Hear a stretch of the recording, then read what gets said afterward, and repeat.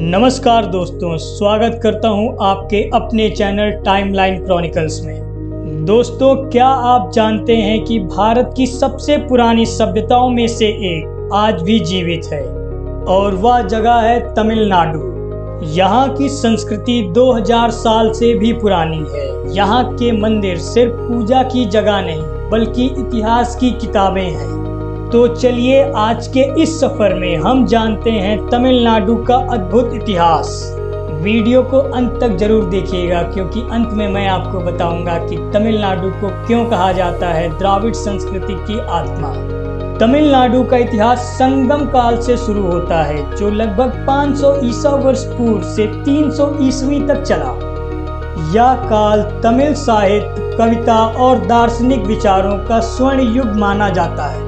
कहा जाता है कि इसी समय मदुरई और कांचीपुरम जैसे शहर ज्ञान और संस्कृति का केंद्र बने। यहाँ 3 बड़े राजवंशों ने शासन किया: चोल साम्राज्य, पांड्य साम्राज्य और चेरा साम्राज्य। चोल साम्राज्य 9वीं से 13वीं शताब्दी तक समुद्री ताकतों के लिए प्रसिद्ध था।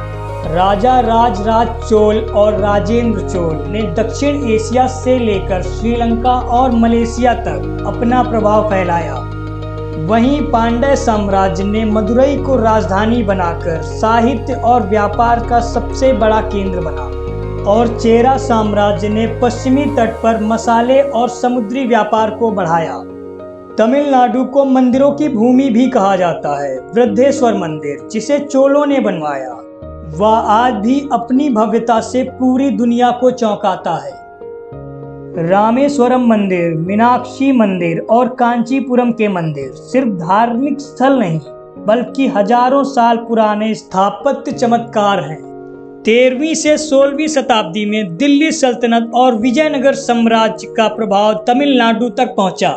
विजयनगर साम्राज्य ने खासकर हम्पी और मदुरई में कला और संस्कृति को नई ऊंचाइयां दी। 16वीं शताब्दी से पुर्तगीज, डच, फ्रांस और आखिर में ब्रिटिश यहां आए।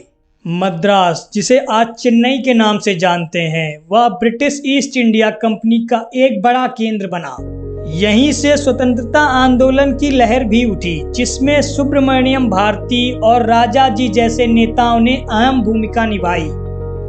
15 अगस्त 1947 को भारत की आज़ादी के बाद 1956 में भाषाओं के आधार पर राज्यों का पुनर्गठन हुआ, जिसके साथ ही तमिलनाडु का निर्माण हुआ। आज तमिलनाडु न सिर्फ उद्योग और तकनीक में आगे है बल्कि अपनी भाषा, साहित्य, फिल्म और संगीत के लिए भी पूरी दुनिया में प्रसिद्ध है। तो दोस्तों, यह था तमिलनाडु का शानदार इतिहास, संगम काल से लेकर आधुनिक तकनीक तक का सफर। अब आप बताइए, तमिलनाडु की कौन सी बात आपको सबसे ज्यादा प्रभावित करती है? यहाँ के मंदिर, यहाँ का साहित्य या यहाँ की संस्कृति?